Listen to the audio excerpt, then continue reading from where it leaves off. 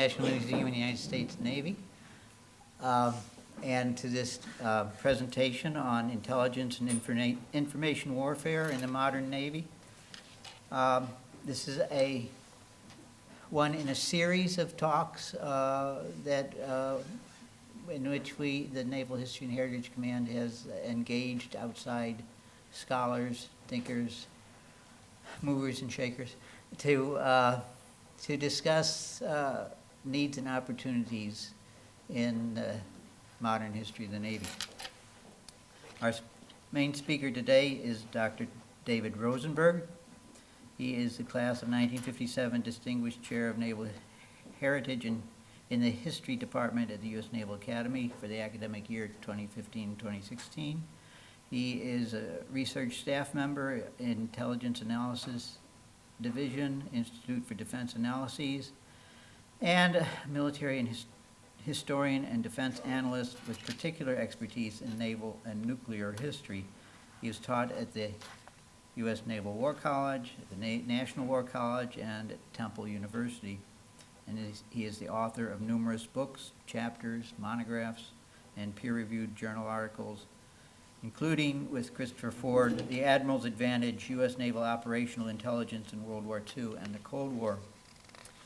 We're supposed to have two discussants to discuss the implications of what Dr. Rosenberg will present to us. One of our discussants has not yet shown up, but the one who has is Rear Admiral Thomas Brooks. Admiral Brooks culminated a career in naval intelligence as the 54th Director of Naval Intelligence from 1988 to 1991. And when he completed that tour, it was said that he was one of the most articulate professional intelligence specialists in the national intelligence community, and that he had established himself as an internationally recognized authority on foreign military, political, and intelligence matters. Admiral Brooks has also demonstrated his understanding of the importance of history to the Navy through his service as a member of the Secretary of the Navy's Advisory Subcommittee on Naval History. Our second discussant, who has not shown up yet, and I will introduce him if he does show up, is Dr. Michael Warner, who is the historian for the United States Cyber Command. Thank you. Dr. Rosenberg. Thank you, sir.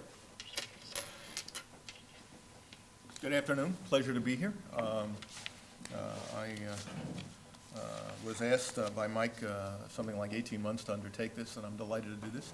I'm also pleased to note that I am still doing this in my capacity as Class of 1957 Chair, namely that ends on Friday. And I return to the Institute for Defense Analyses. Normally it's a good idea to start these things with a joke. However, there's a lot of serious stuff to work on, so I'm going to tell you a sea story. And the sea story is something that was told to me by retired Navy Reserve Intelligence Captain Roger Pineau, who at one time was the director of this museum. Roger told me the story of how, in 1960, he was able to arrange a visit for Rear Admiral Samuel Eliot Morrison to a place he had never been. Namely, that, as I think many of you know, when Admiral Morrison, or Captain Morrison, undertook the writing of the history of United States naval operations in World War II, he was not cleared for communications intelligence.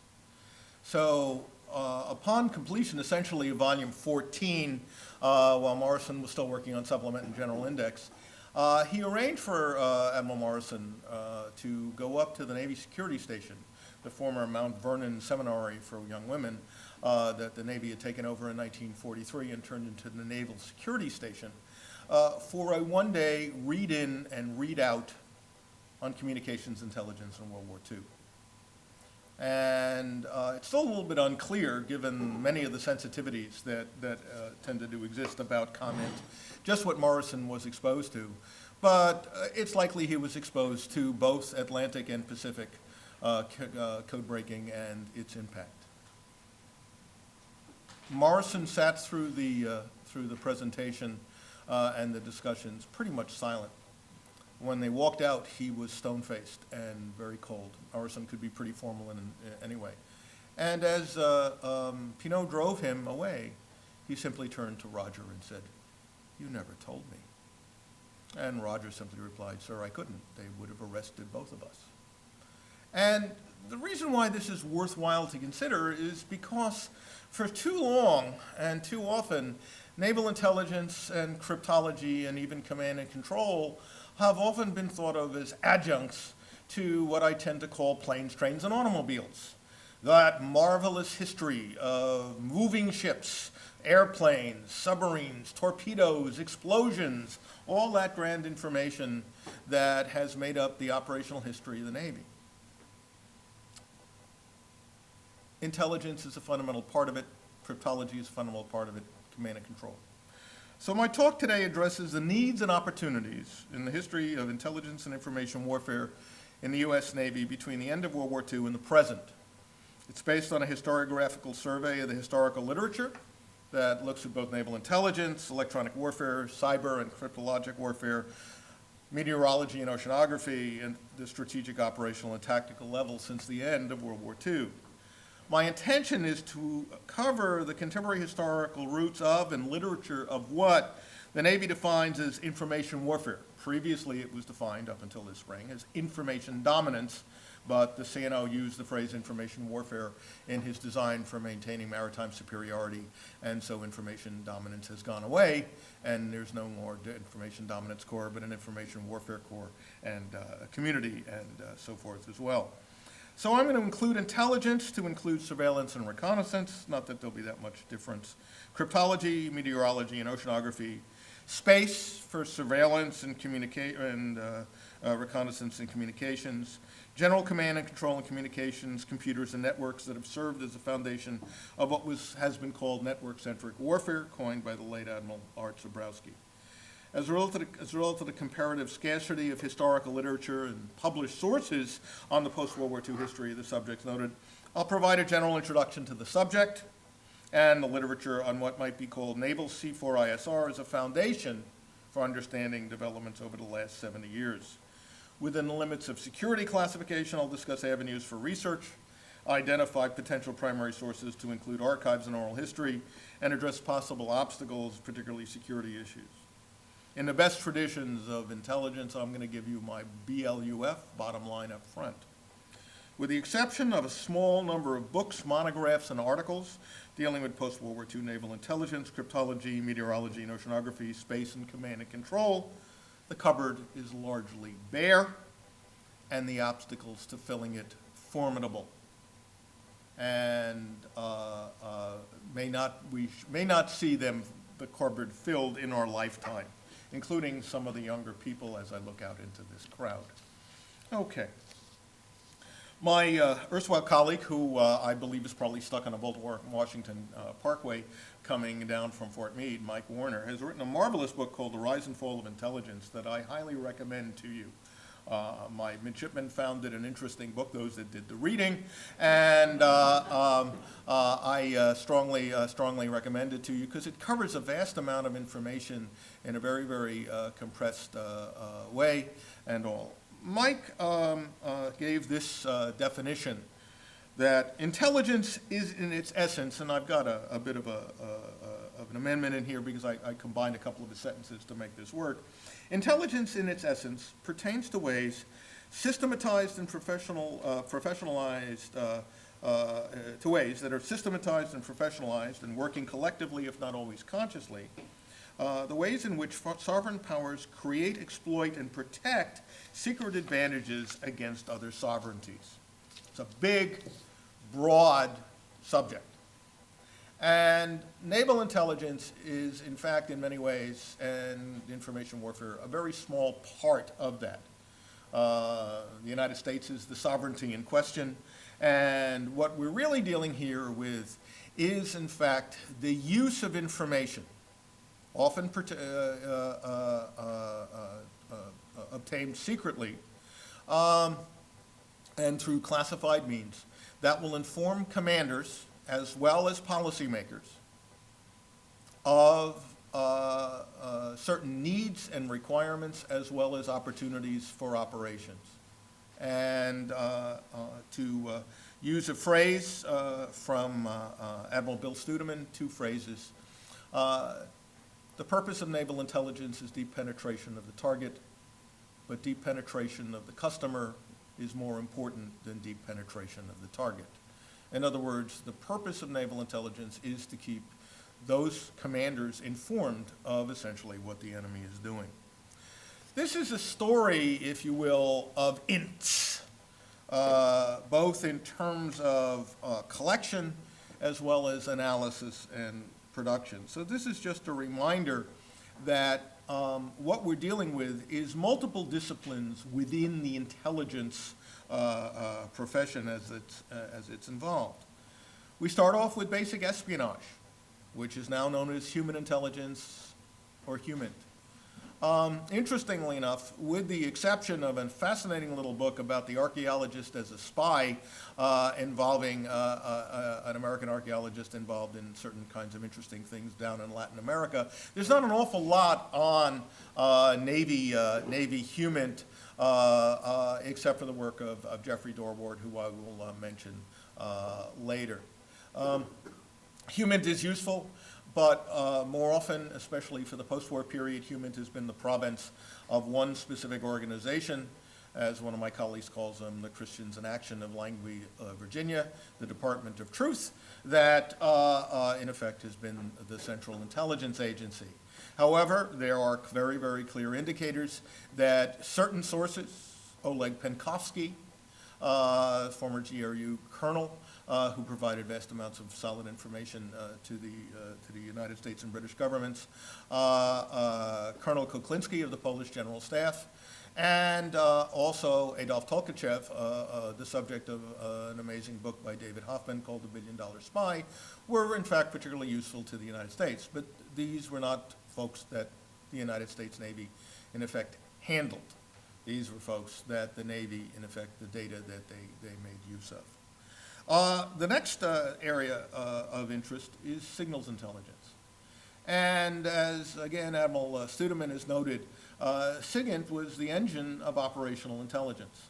SIGINT includes communications intelligence, which is in many ways the foundations of much of the best stories historically that we have about naval intelligence, particularly in World War II, as well as various forms of signals, particularly electronic intelligence, that become more and more important and in fact become a foundation for what the United States Navy will be doing in space and will in fact be doing for targeting purposes as time will go on. There is also imagery intelligence. Imagery intelligence is, in fact, the use essentially of photography.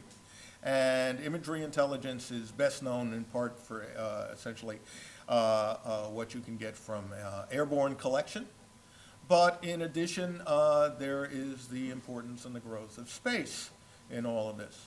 And the simple fact is that up until a few years ago, we could not talk about it, but happily we can now talk about the fact that imagery intelligence, at least in terms of what it was doing, has been the subject of the work of the National Reconnaissance Office.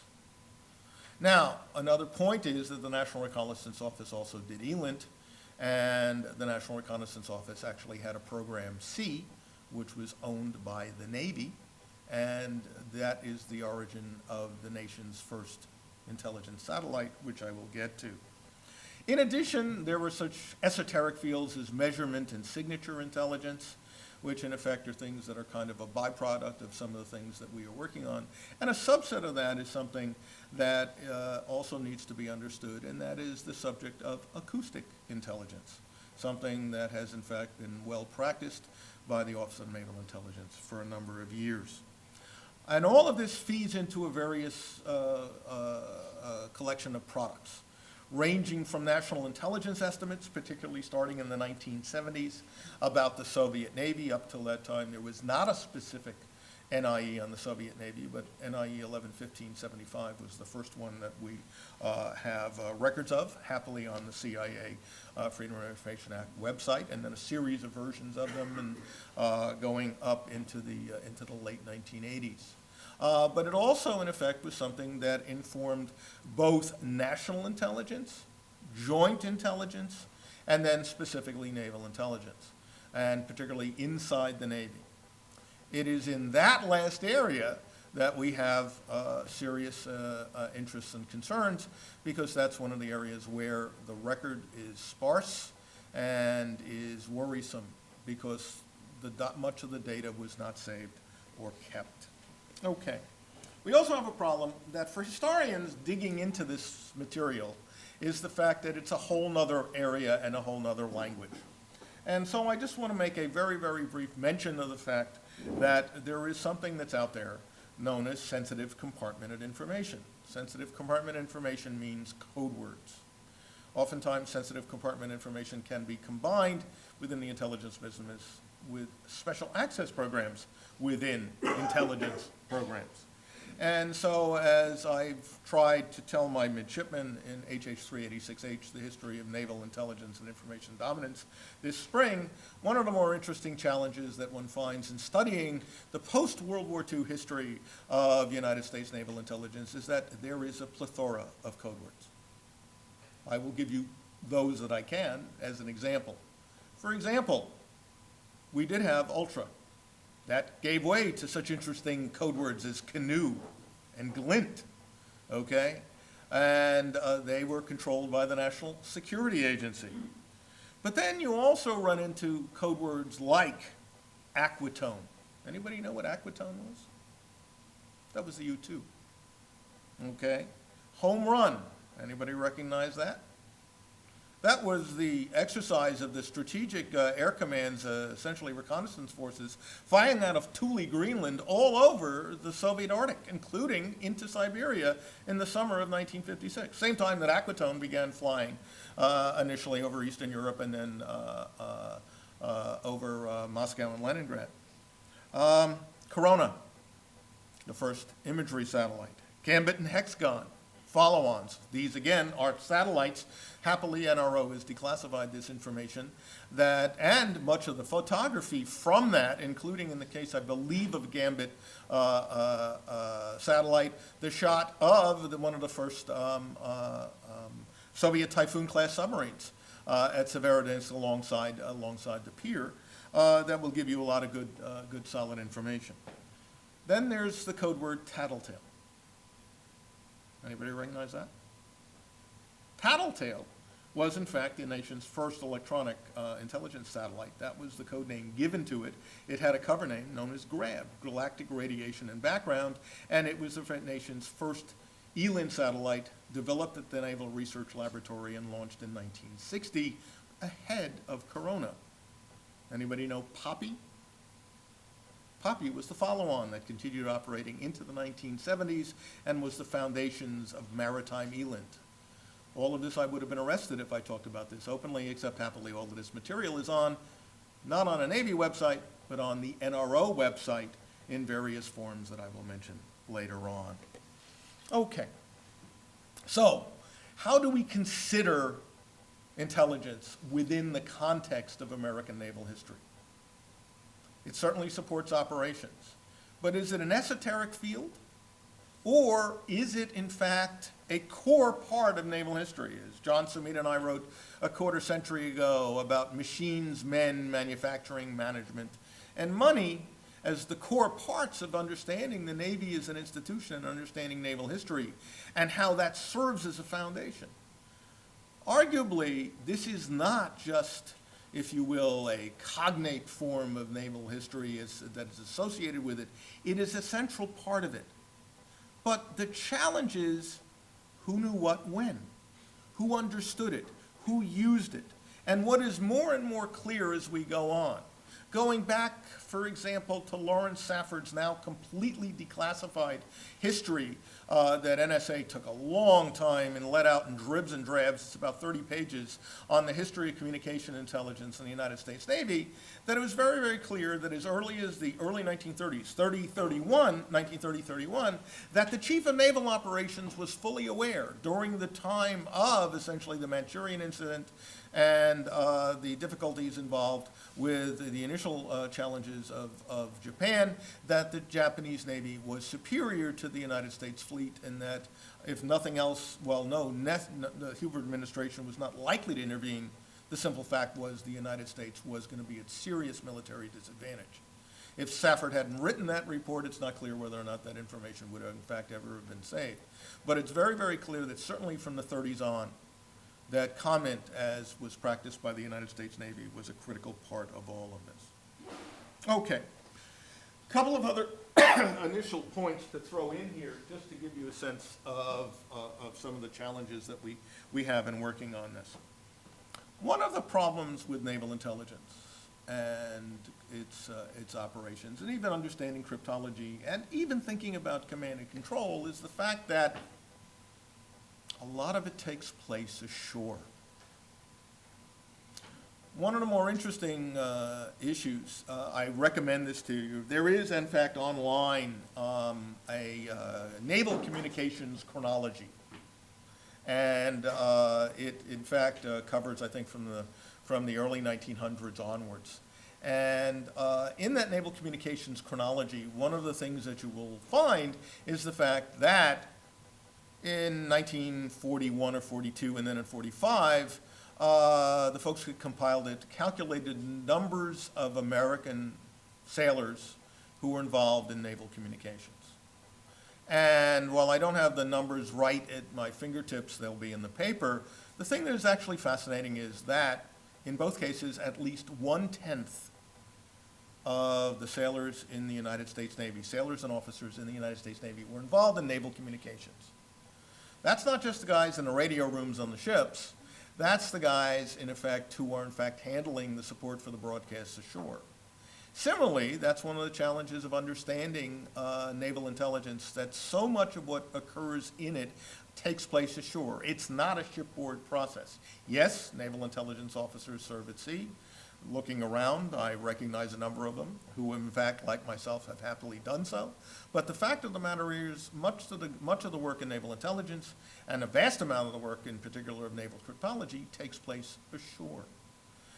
This raises an interesting question because so often we rarely think about the shore establishment as a fundamental part of the operational Navy. But in this case, it's absolutely critical and should be understood that way. The other thing I wanted to note about this is that much of the story of what we're talking about is a history of professionalization, both among the officer corps and among the enlisted. And it's really important to recognize essentially another missed dimension of this story, which is the actual history of the professionalization as it evolved. Up through World War II, there were no true intelligence subspecialists.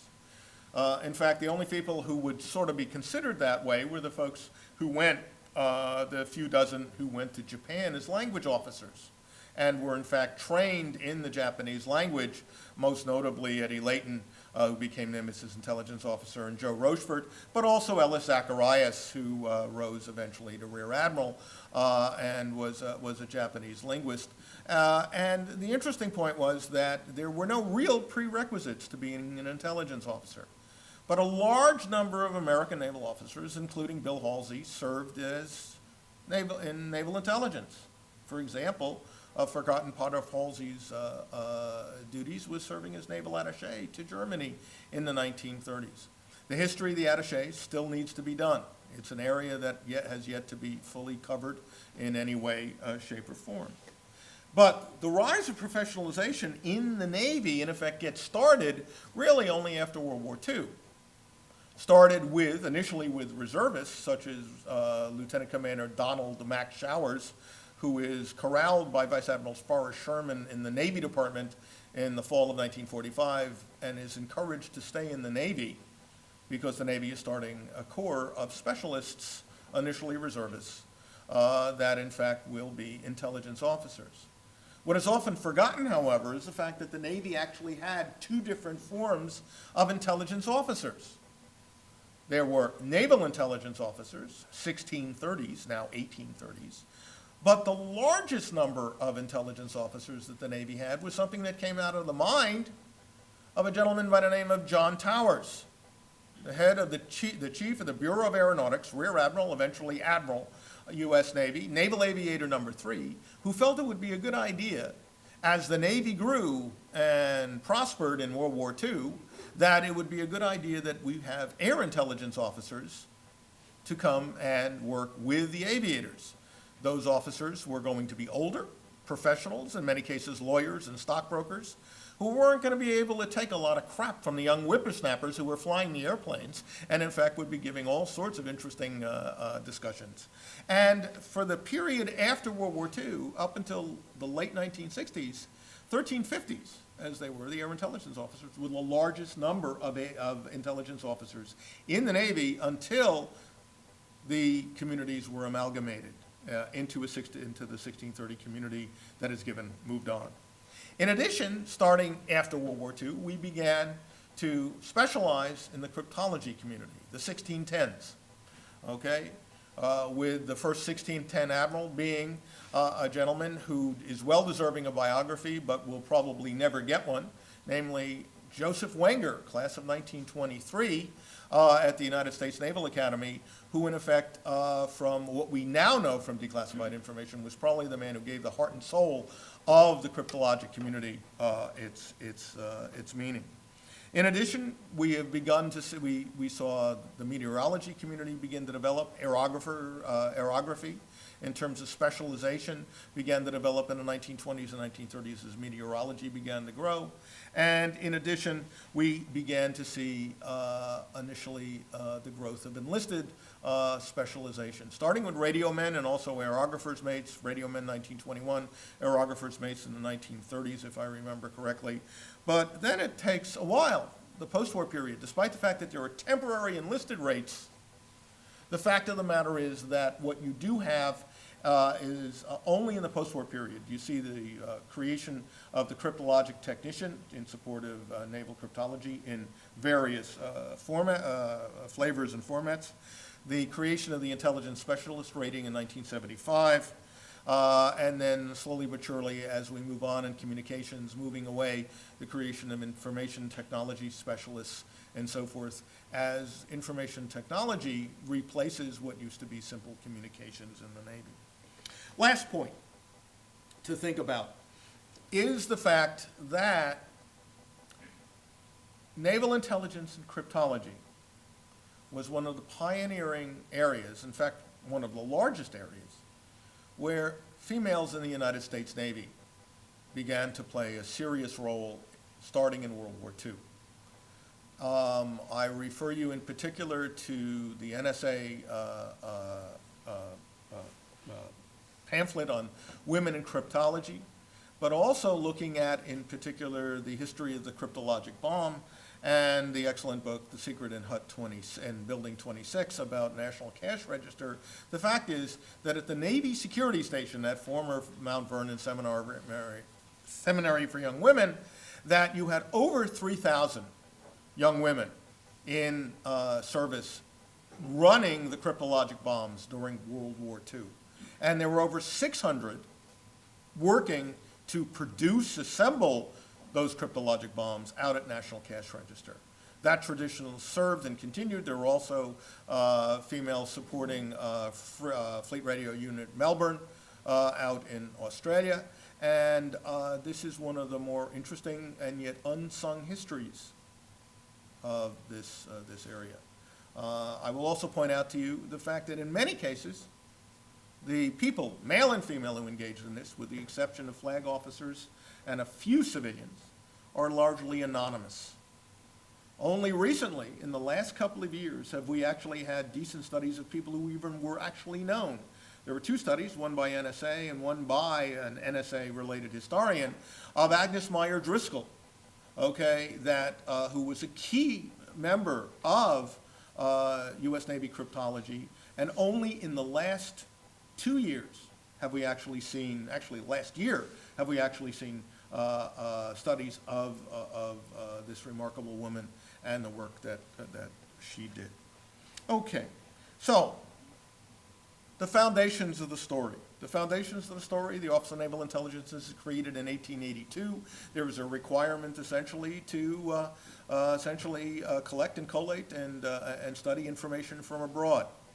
The sad part of the problem is that much of the history of this endeavor, has essentially been put into the form of support for policy because the two basic works on the subject have been the works of Jeffrey Dorwart of Rutgers Camden, who wrote two volumes on the history of naval intelligence, much of which got very, very heavily involved in the support for technology. And except for the work of Robert Engemin in an excellent article that he did back in the 1990s about naval intelligence and technology, we have not necessarily got into the real questions of just what it was the purpose of what naval intelligence was beginning to support.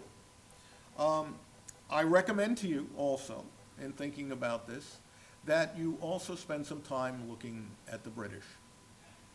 There was a book published many years ago named, and I have a five-page bibliography here, and the problem is half the time I can't remember all of the names, so I apologize to you for having to dig around in some of this stuff to get this out. That Donald McLaughlin, back in the early 60s, published a book called Room 39, a study in naval intelligence. This is during the period before anybody actually released the fact that we were actually doing code breaking in a battle in the Atlantic. He never quite says it, but he does in fact give an overall picture of naval intelligence. Remarkable history, nothing available, nothing equivalent to this exists anywhere. But it's very, very clear that in Room 39 during World War II, and more importantly going back, Room 40, of which materials were released, that the British were doing code breaking and the British were undertaking a wide array of intelligence activities for their Navy. There's also a study by, I forgot his last name, Seligman, on military and naval intelligence, but there are some interesting issues about that book, about looking at the question of the threat, some excellent work in the Naval Record Society about information from Germany that in fact provides a good foundation and contrast for understanding the foundations of U.S. naval intelligence. The British inspiration is very important, and the British inspiration is very important in many ways because the British, thanks in particular to their Naval Record Society, have provided a foundation or a format that might be worth considering. Interestingly enough, it took an American to do this, but I strongly recommend to you doing some digging around. These things are immensely expensive, sadly, now. When they initially came out, they were relatively cheap. The late American historian, David Sirott, who did an excellent book on the defeat of the German U-boats, the Battle of the Atlantic, actually put out 2 volumes in the Naval Record Society that, in effect, were the Battle of the Atlantic and Signals Intelligence, of which Volume 1 was U-boat situations and trends, 1941-1945, and Volume 2 was U-boat tracking papers, 1941 to 1947. These are the best collection that one can find of naval intelligence, and hidden within it is some of the best data on U.S. comment that is only complemented because of the excellent work of David Conan now at the Naval War College and his master's degree in a book that unfortunately is now selling for the cheapest is $461 on Amazon, about Commanders Wynne and Knowles, which is looking at the British and American operational intelligence folks. The book desperately needs to be reprinted, and it's a little paperback, and it was published in Poland by a group called the Enigma Society, named obviously for the Enigma folks. Okay. Now, the World War II Foundation is where we have the most superb data. Going back, thanks to the work particularly of the Naval Cryptologic Veterans Association and various histories they have in fact published that were of the special research histories done by NSA, we have a lot of information on U.S. Navy, a vast amount of information on U.S. Navy code breaking, but compared to the Naval Record Society material, not easy to get.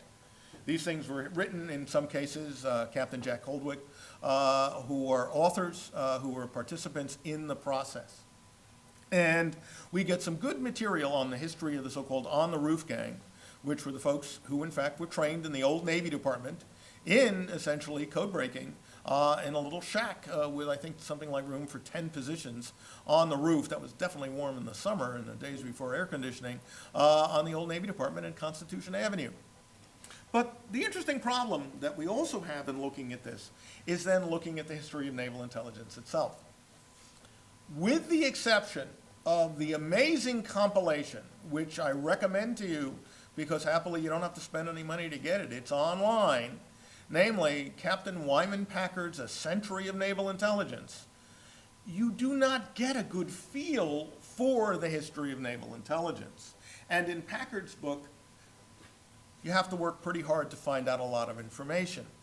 Packard will give you information about Western Hemisphere intelligence. He will give you information about Far Eastern intelligence, European intelligence, and so forth. But it's organized really by these as chapters. There's no blending narrative. It is, in fact, largely a set of independent chronologies. But rather than, as a friend of mine has, just simply abandoning the book completely, it is well worth your time to spend spend some time staring at this. And as I said, it's available online. And we have Admiral Tom Brooks to thank in particular for taking Captain Packard's classified labor of love and then working it so that essentially the book was almost completely essentially originally when I was an ensign, I had a responsibility of dealing with some of this, including the 2-volume work that Captain Packard had in fact put together. The one thing, however, that we miss, and the one thing that, in effect, is one of the great lessons of the history of naval intelligence that needed to be understood, is the fact that a statement that was made by Julius Führer, but often missed and forgotten, in his History of United States U.S. Naval Administration in World War II, published by the Naval History Division through the government printing office in the early 1960s. Admiral Führer had been head of the Office of Naval Research. He did some studies. He covered a vast amount of information, and he had a marvelous line that, in effect, is the bottom line for naval intelligence up through 1943. And that is that the Chief of Naval Operations regarded O&I as largely a post office through which information passed that were then sent on to operators. It was not the job of naval intelligence to analyze the information that it received. That was going to be left up to, at the beginning, at least as the initial point, the Director of War Plans, and then moving on potentially to the CNO himself. Does this ring any bells with anybody? The missing chapters that were never written in the Amphibians Came to Conquer, if any of you remember a 2-volume work on the subject. George Dyer, who had been an in-combat intelligence officer for Ernest J. King as a 3-star admiral, wrote a biography, 2 volumes, of Richmond Kelly Turner, who was Director of War Plans at the time of Pearl Harbor through Midway. Kelly Turner is uniformly regarded as the single greatest impediment to the use of intelligence in the operational history of the United States Navy. There was nothing in that 2-volume biography about Admiral Turner's role. You keep wondering whether Admiral Dyer wrote anything about that and whether it's hidden upstairs up in the operational archives. I don't think so, but it's an interesting part of the story.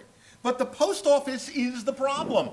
It is the fact that unless one understands it, one does not understand why what Edwin Layton and Joe Rochefort did 74 years ago this week in providing Admiral Nimitz his intelligence, and Nimitz embracing it and believing it once they proved that the AF that was short of water was in fact Midway, that you would not have naval intelligence as it exists today.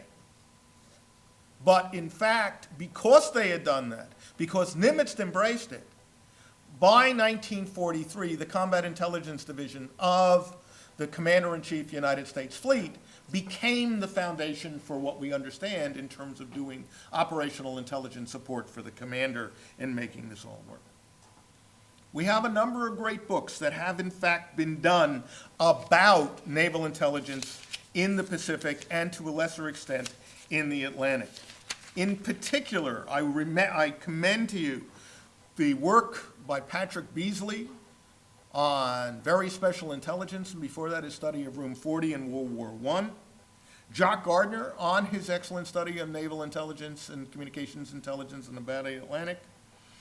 David Kahn, Seizing the Enigma. David Syrett's work, including the two books that I mentioned earlier. John Prados's Combined Fleet Decoded, a monumental piece of work, unbelievably done by one man. And my understanding from John, it was even longer, and and his publisher forced him to cut it back on naval intelligence in the Pacific. Jeffrey Moore's work, which oftentimes is not credited with the importance it deserves, but which one of my midshipmen, a prospective Marine, proved that there is more material in Moore's work about amphibious intelligence than you will find anywhere else, and which now young Second Lieutenant Jose Rojas Rodes, in fact, will hopefully be able to ride as he, in fact, continues his Marine career, because he provided a massive PowerPoint on the subject that shows just how much information is in the Moore book on all of this. And then finally, the multiple prize-winning book by Elliot Carlson, Joe Rochefort's War, that answers massive numbers of questions on the subject. But I do need to point out that even though that work, in fact, has produced some remarkable information, that one of the things that needs to be remembered here is the fact that there are two excellent studies produced by NSA, by Frederick Parker, one on the road to Pearl Harbor, namely Pearl Harbor Revisited, U.S. Navy Comment, 1924-1941, and his excellent study, A Priceless Advantage, U.S. Navy Communications Intelligence in the Battles of Coral Sea, Midway, and the Aleutians, that in effect are a huge corrective to a lot of other things, and were one of the foundations for the excellent work of Mr. Carlson.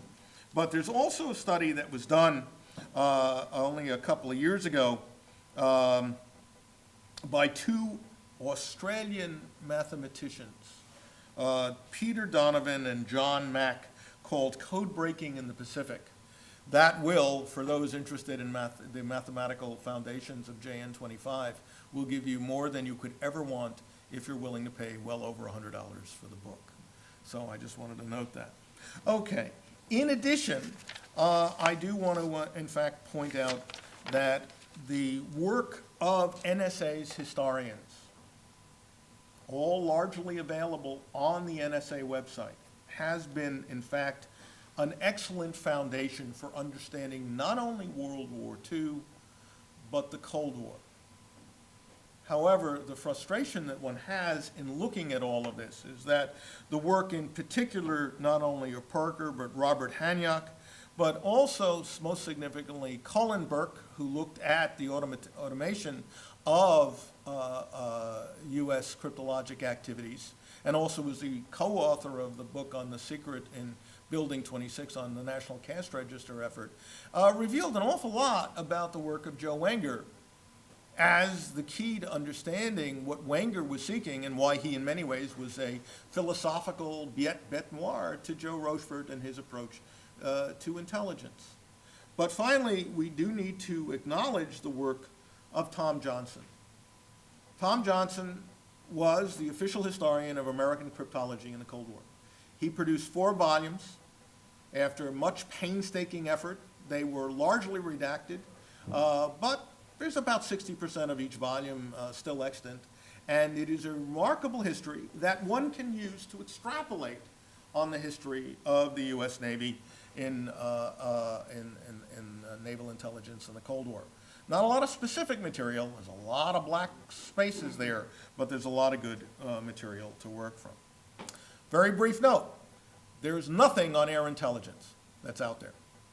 There is, however, there was an official history that was done of air intelligence in World War II that is available from the Bureau of Navigation. When we look at the history of command and control, I commend to you one book, and that is the work of Timothy Walters, Information at Sea. Tim, I can say I didn't have anything really to do with it. He was self-generated, but I was the outside reader on his dissertation at MIT, and I am very, very pleased and delighted with the book that resulted, which should be the foundation for all other later work. He currently serves in the NHC debt and all. But then you then have to move forward and start hunting around, and there were two books that then begin to start getting into it. And again, this is where we finally start getting into the post-war period. And that is, in particular, in looking at the work of David Boslaw, When the Computers Went to Sea, which is also available, some data on the IEEE website that talk about the rise of computers in the Naval Tactical Data System. And finally, the excellent work, but unique work of Norman Friedman, particularly his book on network-centric warfare, which, while having many of Norman's interesting problems, including just what's in those footnotes in terms of sources, and I don't mean that he's not telling you, but there's a lot of explanation in the footnotes while you're still hunting for where the source is, and there's hardly any people in the narrative, which is one of the occasional frustrations with this as well, and also his book on sea power and space in terms of where you're going with this. Let me talk about some needs.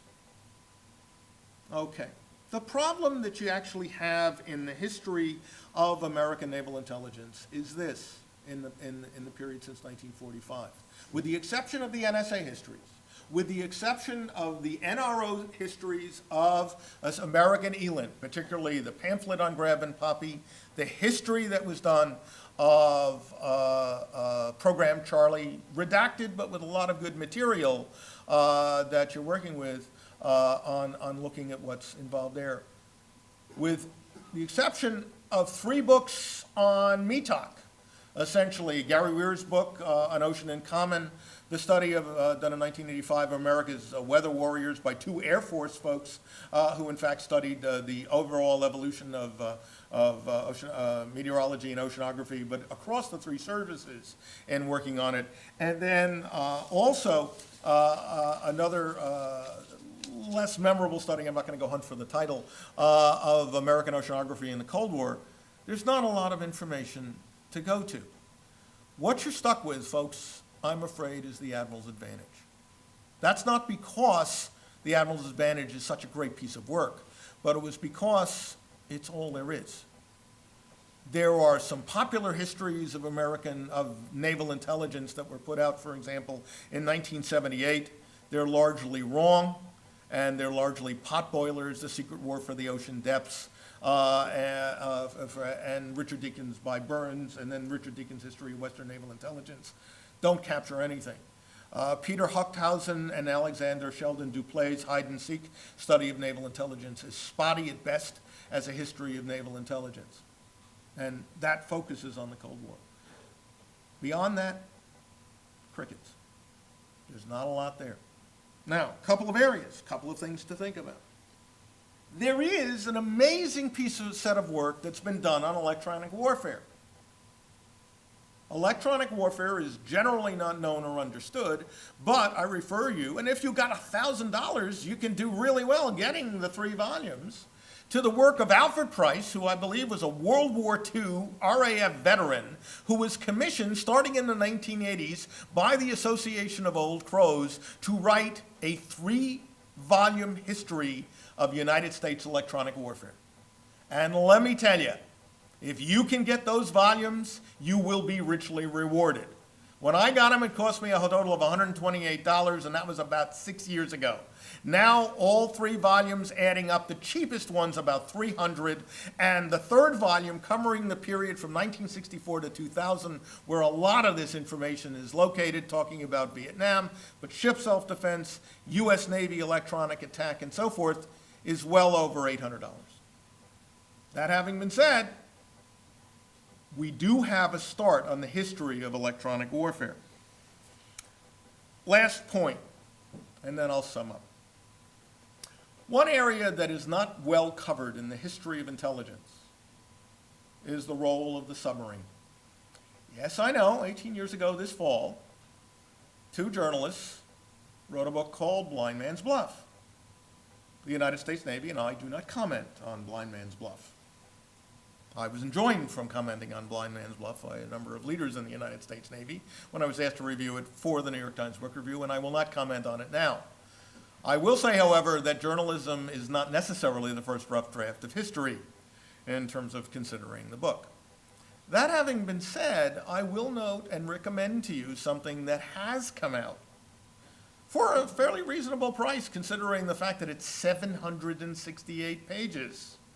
And that is by Lord Peter Hennessy and Dr. James Jenks, an amazing book called The Silent Deep, the British Submarine Service since 1945.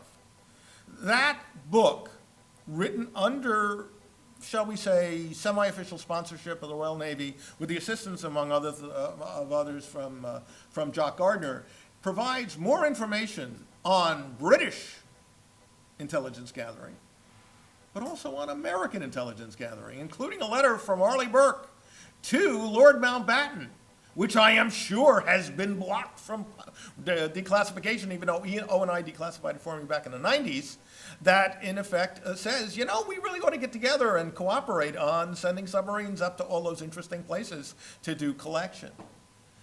The problem is that that's where it stands. Okay, let me leave you with three major issues. First, classification, documents, document archiving. What's in the archives? Well, the simple fact is that the United States Navy's History and Heritage Command cannot essentially retain or store information above top secret. As a result, yet, sir, thank you, yet. I'm not going to ask you when, but we won't go there. I know what you're working on, and I applaud it. But the challenge is that what has been collected and saved through the years, and where is it? O&I has a historian who has worked on this. O&I has records managers, and we do know that the Naval Security Group did save material that has in fact been absorbed by NSA. But how accessible is it? Where is it? And is it ever going to be declassified? And the answer to that one is, the last part is not likely soon. So the question is how you begin to capture that information. What this in turn means is that to understand the history of naval intelligence and information warfare, one has got to do oral history. But the challenge of that is it has to be informed oral history. Just sitting down with former leaders in the field doesn't get you anywhere. You've got to in fact do preparation. You've got to build on data. Having done a number of these studies, classified studies, and also worked with the Four-Nation Nuclear History Project back in the 1980s and 1990s, what was very, very clear is that when you did oral histories, if you provided your subjects with solid information that showed you understood it, that could also jog their memories, suddenly vast amounts of information could in fact come out of your interviewees. But if you simply come in and say, well, tell me, Admiral, tell me the story of your life. Tell me, Captain, tell me, Commander, tell me, Chief, you will get a very, very summary study. And hence, this is where the challenge comes in of getting this done and then storing it and getting it transcribed and then working on getting it declassified. Second point, this is all a start. But what is definitely needed, which has been practiced clearly by at least our sister services, and certainly the United States Air Force, is to undertake classified history, particularly classified intelligence history. I've been involved in a couple of these that will remain beyond the pale for decades, but as long as somebody saves them and doesn't erase them or burn them, take them out of a safe and burn it or drop it from a server, the information will be saved along with a lot of documentation that's been done. But we can look at the Air Force, not normally the folks that one wants to look at from the United States Navy standpoint, and realize that the Air Force has been undertaking some of these things for years. You can go to governmentaddict.org and discover the history of the United States Air Force Security Service in the Korean War. You can also go to governmentaddict.org and discover that what you have here is you have the work that was done by Cargill Hall, formerly Air Force senior historian who went on to the National Reconnaissance Office, who wrote a marvelous study of the Air Force and national security space, which somehow contains more information on follow-on to Poppy satellites than anything I've ever seen declassified anywhere else. And so the fascinating point is the Air Force has done it, and people have found out about it and gotten it declassified. The other approach is to do these things by cumulative oral history. The Admiral's advantage is not the way I normally like to do history, but it was done because we could do oral history. We could combine those efforts. It was done by a group of naval intelligence professionals, and the fact is that happily Chris Ford was not cleared for what I was and could write faster than I could so that we could get an initial manuscript done. But the key point is we could in fact write something that could get cleared because we weren't citing NSA documents in the course of it. We were in fact only using US Navy efforts to tell the story, and thus Navy in fact was able to clear it. There wasn't in fact another additional value. The work we were doing was in fact supported by a senior advisory committee composed of a series of directors of naval intelligence and NSA and of DI, Chief of Staff at DIA. We had a senior advisory group that met and reviewed the manuscript 4 times at the Office of Naval Intelligence to make sure that we in fact covered the ground that needed to be covered and also weren't giving anything away. So there's ways of getting it done, but it's hard. And it takes a lot of dedication, a lot of long time working at it, and in some cases, such as an oral history interview begun over a decade ago with Admiral Max Showers, still waiting for any efforts, any solid progress on declassification because of the mechanical challenges involved.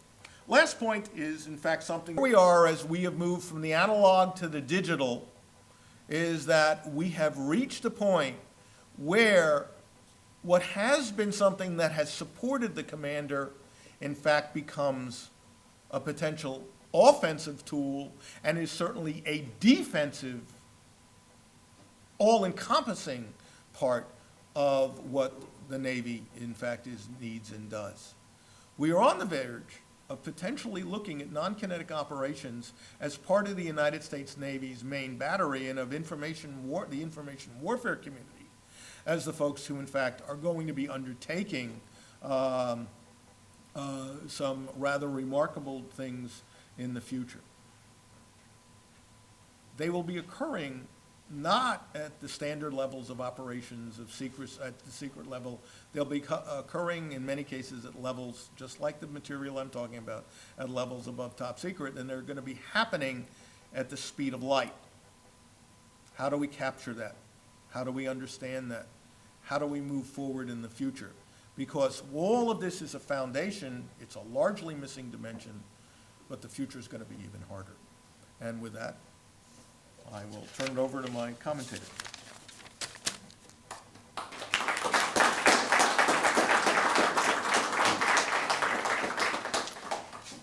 Well, obviously, I should have booked 2 hours instead of an hour. So hopefully you folks can stay because I think this is important and interesting. I've already introduced Rear Admiral Brooks. Let me introduce Michael Warner. He's a historian for the United States Cyber Command, formerly historian for the Central Intelligence Agency, and historian for the Office of the Director of National Intelligence. He's written and lectured widely on intelligence history, theory, reform, and has published articles in intelligence and national security, studies in intelligence, and the SAIS Review of International Affairs. He's taught at American University, Columbia University, and Johns Hopkins University. In his official capacity, is edited or co-edited the CIA under Harry Truman, Venona, Soviet Espionage and the American Response, 1939 to 1957, and Central Intelligence, Origin and Evolution. His book, The Rise and Fall of Intelligence and International Security History, was published in 2014 by Georgetown University Press. Now, why don't we give a chance each of the, this is supposed to be a discussion, okay?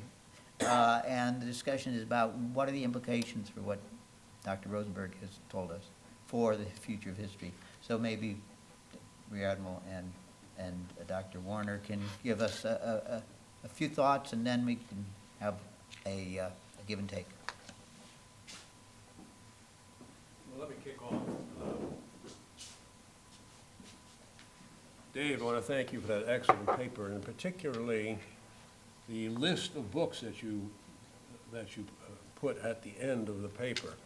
And when a paper is published, you will see it's a couple of pages of titles.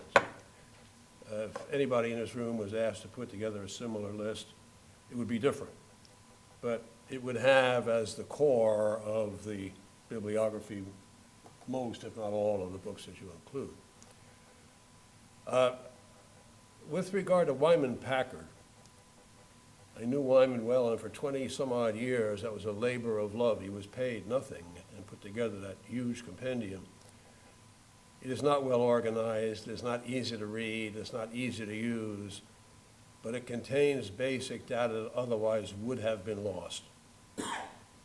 Just going through his files, as I had an opportunity to do on a couple of occasions, to include those of which are in the archives, the amount of data that he went through and saved and cataloged, probably much of that would have been lost. So that is indeed the foundation document for understanding the history of naval intelligence. I need to say a word on the culture of naval intelligence and history, because it goes to the point that Dave was making. Much of this is lost and will remain lost. And I would suggest there's really only one way of capturing part of it, and I'll get to that in a moment. The culture of naval intelligence history going back in time to World War II and before World War II and thereafter up until very recent years. The culture of naval intelligence was, we don't put it in writing. If it is in writing, we may very well opt to destroy it if we think it's embarrassing or in any way potentially compromising to either intelligence interests or naval interests. And secondarily, and this may be true of the Navy at large, it certainly has been true in my experience, naval histories, command histories, which are done in the Navy are typically not very well done. They tend to be slipshod and, oh my goodness, it's time to file our annual history. Let's do it as fast and painlessly as we can. In naval intelligence, there was further guidance given, and I've experienced this myself in having had 2 commands and twice as officer in charge as well. The guidance would come down that keep it at the lowest possible classification. Keep the history at the lowest possible classification. Well, when you do that, you miss an awful lot of the most important parts of naval history. So, a word for the culture and the problem that it presents to historians.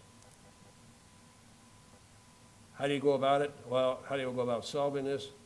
I would suggest there's nothing you're going to be able to do to retrieve documents that don't exist. And there's nothing you're going to be able to do to retrieve documents which, while they may exist, are pablum because they were reduced to the lowest possible classification. The Admiral's Advantage, which Dave cites, is a good case in point on how you're going to retrieve information that otherwise would not be retrieved. And that is, while they're alive, get the people together who participated in the event and do a structured, pre-planned oral history.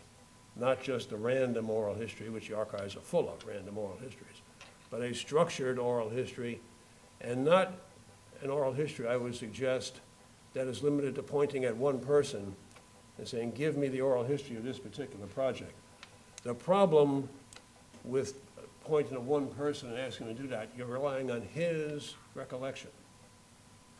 And he will not have, in all likelihood, will not have had access to all of the aspects, all of the facets of the program. Also, there's a tendency to inflate your own part in the process when you may have only played a minor part. And there are other people who are more important that should be accessed and debriefed. The way that we went about it during Admiral's Advantage is, I think, the model. Get it all source. You can't sit down with someone saying, tell me all about your top secret project, but do it at the confidential level. It has to be done all source, And then you go through the process over the years, and maybe you'll never get it entirely declassified, but over the years, you nibble away at the classification process until you have the history that you require. One other comment on O&I history. O&I never had a historian. When I was Director of Naval Intelligence, I had no billet for O&I historian. I took one of my best analysts, Dave Baker, and made him O&I historian, although I had no billet for it. He continued to sit in his analyst billet. And he began the very basics, the very fundamentals of putting together some kind of structured history program and history files. It wasn't until Tom Bortness was in charge out at O&I, and I can't tell you what days that was, but it was, I guess, 15 years ago or so, that we got a formal O&I historian position and really went about this on a serious basis. And there's a reason for that. It goes back to the culture of O&I. I mean, why do we don't want history. We want to burn this stuff. We want to deny this stuff. If you want to read an interesting book on that, Campbell's book, The Luciano Project, talks all about how the Navy denied over the years O&I's involvement with the Mafia, with Luciano in New York City during World War II. And it wasn't, Campbell's book was written in the late 70s, mid to late 70s. It wasn't until a investigation by the state of New York, the Hersland Commission report, went into all the details that the Navy could no longer deny it. And in 1952 or 3, Carl Espy, who was then the Director of Naval Intelligence, finally admitted after O&I and the DNIs before him, they said, we know nothing about it and we have no files. Well, they had no files because they destroyed the files, such files as might have been kept. So it is an excellent illustration of my point as to the culture. One final comment, Dave. The focus, when you talked about naval intelligence in your paper, the focus has been almost exclusively Alpentel. And, the functions of the Office of Naval Intelligence were much broader than that. In the beginnings, right up until my time as DNI, right up until the mid-1980s, the Naval Investigator, what became the Naval Investigator Service, Criminal Investigator, and now is called NCIS, belonged to the Director of Naval Intelligence. And that was from the very beginning of the Office of Naval Intelligence right up until about the mid-1980s, when it became a separate entity and ultimately became NCIS.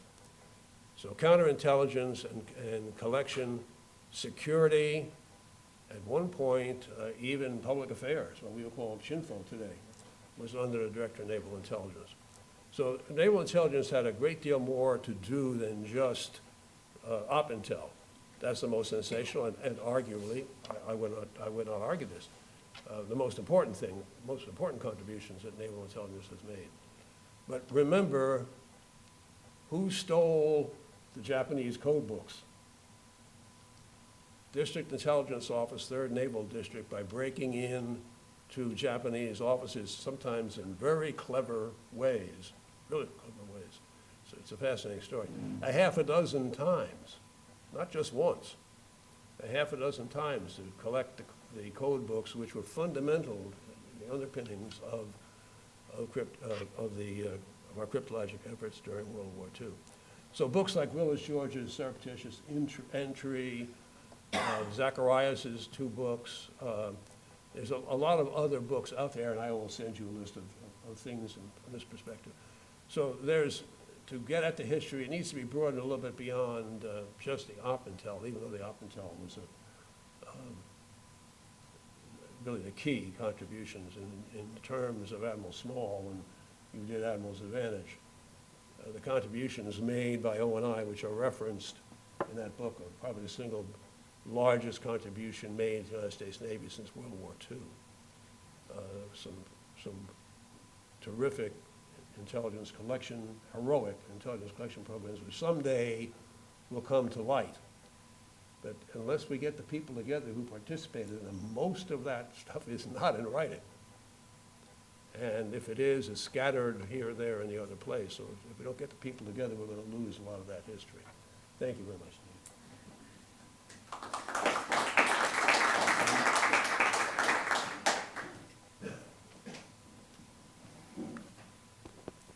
Well, thank you very much for having me here today. I have to begin with an apology to David and to all of you for coming in late.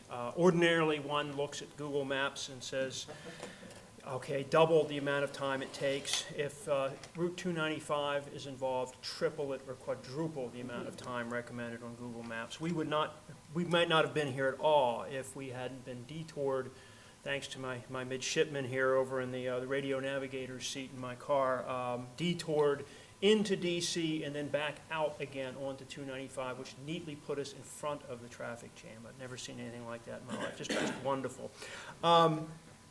Just allow me, if I can, in commenting on Dave's presentation here, to make note of a couple of what I would call the relational aspects of it.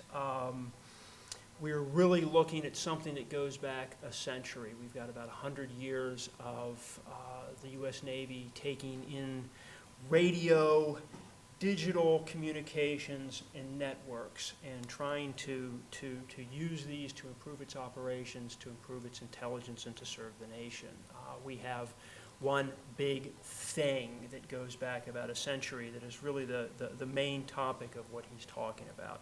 And so as he looks at that one big topic, and as others of you out there look at it as well, and I hope all of you will, or at least some of you will, as you look at this one big thing, then I would ask you to look at two things. The first is the Navy as influence-y, the Navy as being influenced by larger secular developments in this field. We're really looking at two communications revolutions here. The first, an analog revolution, the application of radio, giving you real-time communication at a distance with the consequent vulnerabilities and opportunities that gives you there. This is obviously something that affects the entire world. It is something that every nation has to deal with, some nations well, some nations not so well. It is one that every service has to deal with as well. The Army is wrestling with this. The Air Force is wrestling with the Marines. The intelligence community, the U.S. government at writ large is wrestling with this. And it is interesting to see how the Navy is trying to surmount the same sorts of problems that the other services in other nations are trying to surmount at around the same time. The Navy is, in this sense, the Navy is adapting and incorporating to technological change. Its experience is not unique. And so we're always trying to look at what is happening outside and how the Navy is playing a larger role in that. The second big aspect, relational aspect of this that I would have you look at is the Navy as influencer of these developments, because the Navy, of course, is an independent operator in a lot of ways, and it's independently coming up with its own ideas of how to deal with these revolutions that are washing over the entire world. Dr. Rosenberg helped me tremendously in thinking about this. The Admiral's Advantage, if you haven't read it, I would insist that you just get on your smartphone now and order it on Amazon before you even leave the room. It's a wonderful book. I inflict it on all of my students, at least in its Reader's Digest condensed version. I think it's Journal of Strategic Studies where you guys published that article there. They come back to me, and they're appreciative of it as well. It ties a great number of things together about how the Navy is developing op-intel, operational intelligence. It is applying this across the fleet. It is using this, the insights that this generates, to influence our strategy in the Cold War. And I'm going to come back to an effect of that in just a moment here. We also have powerful examples of how the Navy's successes in dealing with intelligence and dealing with this one big thing of putting together command and control and intelligence and everything there, how these influence the thought within the U.S. government here. Midway, the example of Midway is extremely powerful. I mean, everybody here knows and can recite everything about Midway. You can name the battle roster on the Japanese side and the American side and so forth, and give me a quick timeline on that.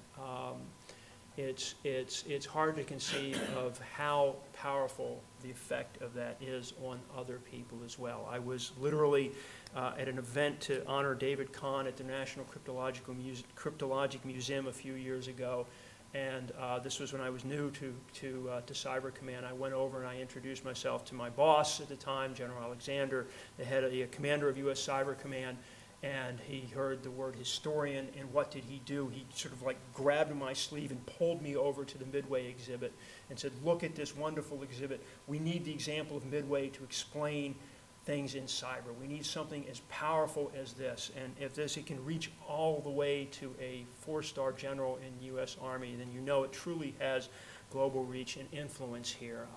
Leaders have looked at the Navy's successes to help them understand this. It is not by coincidence, not at all a coincidence. The first director of Central Intelligence was, of course, a Navy Rear Admiral, Sidney Sowers from Missouri. It's not just that he came from Missouri and was reputed to be a crony of President Truman. He probably didn't know him at all, but at least not until he got into the position there. But the Navy's successes with intelligence in World War II had a great effect on the thinking of people outside. We brought the end of your presentation, you brought up to information warfare in cyber, and a quick note on that before I close. I mentioned before the Admiral's Advantage and the events that talks about and the programs that alludes to in there. These programs shaped the thinking of the people who helped build our cyber capabilities in this country. There is a book that talks about this now, and that's Fred Kaplan's book, Dark Territory, The Secret History of Cyber War. I have not been enjoined about commenting on other people's books, so I can comment and at least say that the subtitle is inaccurate.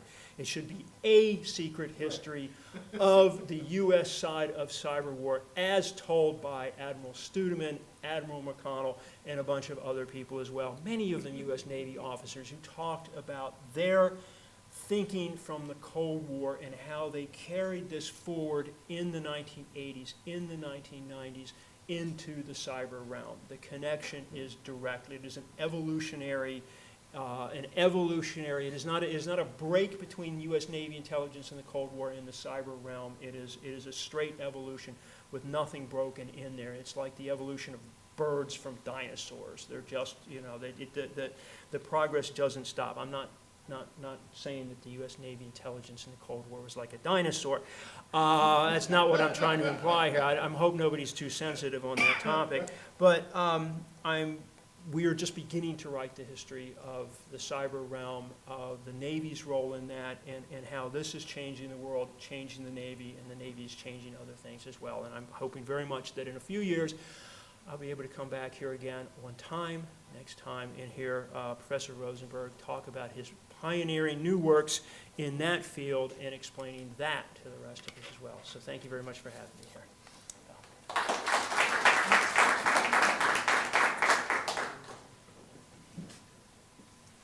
Well, let me open this up to the floor, comments, discussion. I'd be remiss if I didn't state, given my previous employer, that there was, as you mentioned, all the services. Yes, The Coast Guard and its development of a SIGINT arm can fight the war and prohibition. Right. And it also speaks to your mention of women in the role of Elizabeth Friedman. Right. So anyway, just to throw that out there, and obviously the Cryptologic Museum has already published a number of articles on the subject, so for further elaboration. Gentlemen? Due respect to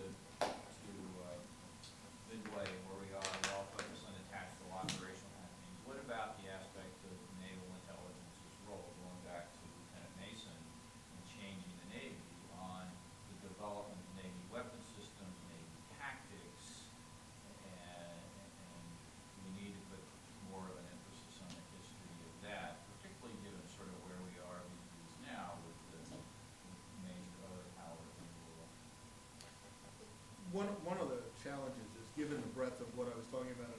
supposed to be looking at the last 71 years, that the problem is that if you go back, first of all, I noted this excellent article in Journal of Military History by Robert Antiman. Antiman is the guy who actually, he's done two very important articles that support this. So let me just get this note in.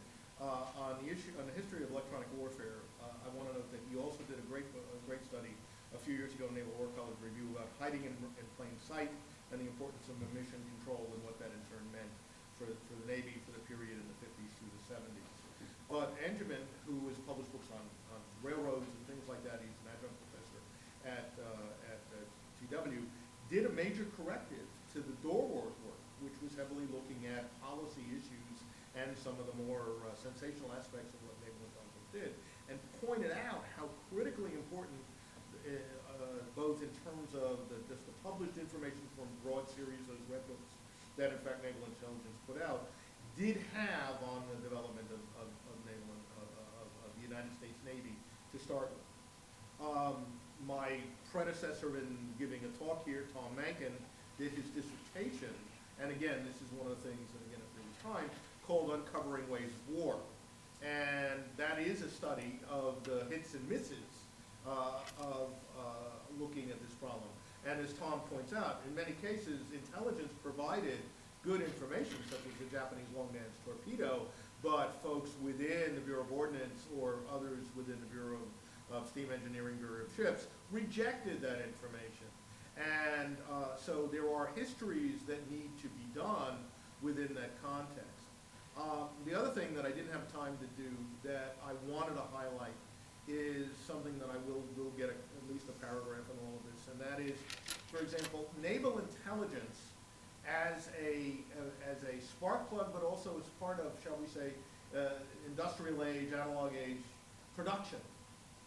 There existed, and I need to, in fact, because I'm sure very few people, except for those sitting here, will in fact know this acronym. But since I work with an individual who in fact was part of it, I want to make sure that I get this right, that what you actually had in existence in the United States Navy was a production effort that in fact was utterly critical. And it was something that was begun in the 1960s, and it was called Project Rusan, R-E-W-S-O-N. And it stood for Reconnaissance Electronic Warfare Special Operations and Naval Intelligence Processing Systems Project in the Naval Materiel Command. And what Rusan did was, in fact, work in all those areas. You can find references to it. You can Google it, and you don't get a hell of a lot. You're going to get a speech by the Deputy CNO for Logistics talking about it's important, okay, at the Naval War College, from the Naval War College Review. You can go to a History of the Naval Underwater Systems Center, Underwater Warfare Center, up in Newport, and you will find all the interesting things that were done there. You can look at an amazing biography that was done of Howard Lorenzen, the father of American electronic warfare, on the NRO website, and discover that it's Lorenzen and Reed Mayo that not only create the Grab satellite, and this all ties together, but they also create instead of putting it on the conning tower of the submarine, an electronic ESM device that in fact can go on a mast instead, that can be retracted. And this is all something that normally you couldn't even talk about.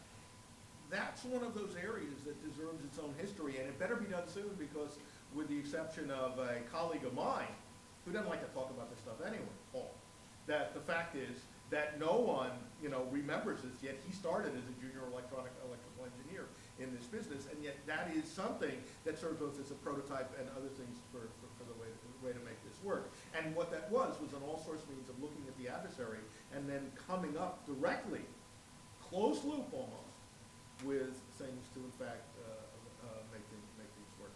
And it's something to definitely think about within the context of where you stand with 10th Fleet and cyber and all. Dave, the CEO there is why that's been lost. That was neither sponsored Oh, that's right. by Naval Intelligence. That was in the realm of what is now called ISR. And Director of Naval Intelligence didn't run it. Right, that like Not Felix, for the most part, man. The systems commanders ran it. It bought us a lot of stuff, and we sent people to work in it. Right. We didn't fund it, and systems commanders are gonna have to write the history of that, because that's probably the only place that history exists. Okay, take the documents. Even though they bought us an awful lot of gear, they're right, they bought us an awful lot of gear. I think so, this will be the last question. Considering the scarcity of records, focusing on intelligence, how does the concept of big data provide advantages or disadvantages when writing subsequent histories of naval intelligence or broader intelligence collection?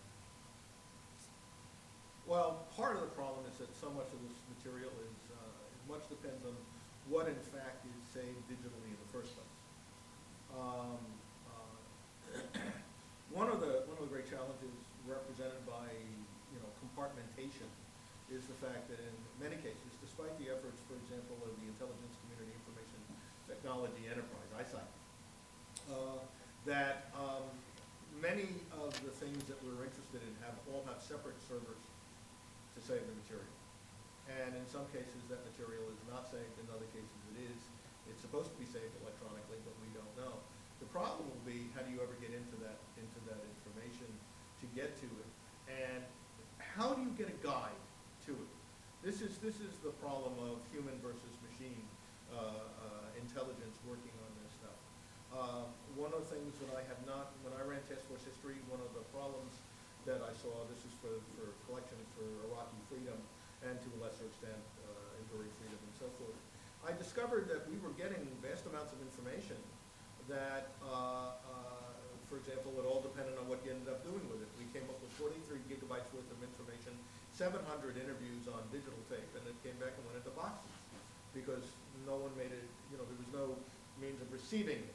The same thing relates to the idea that if you have multiple individual servers, will the servers survive the potential evolution or amalgamation or dissolution of certain organizations and programs, part one.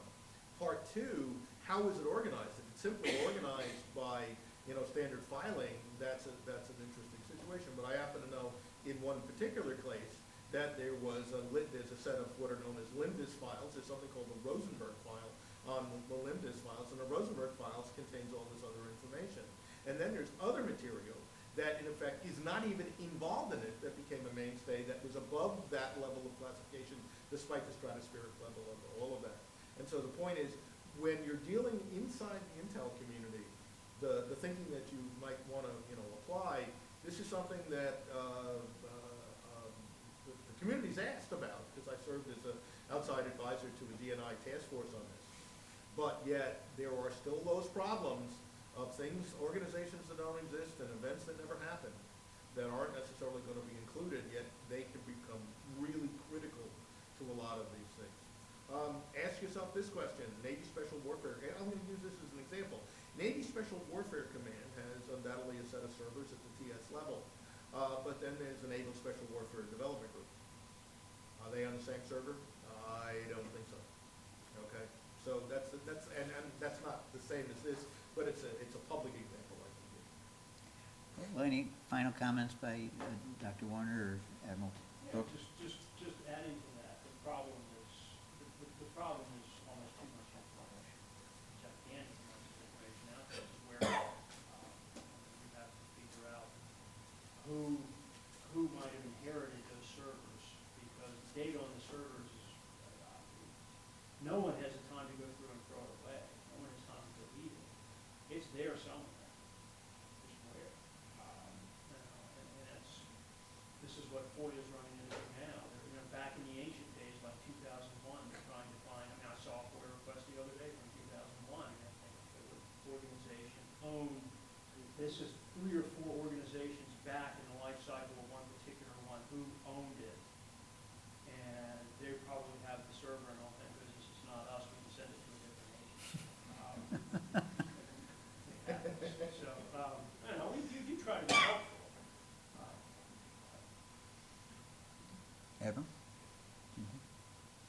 No? Okay. Admiral?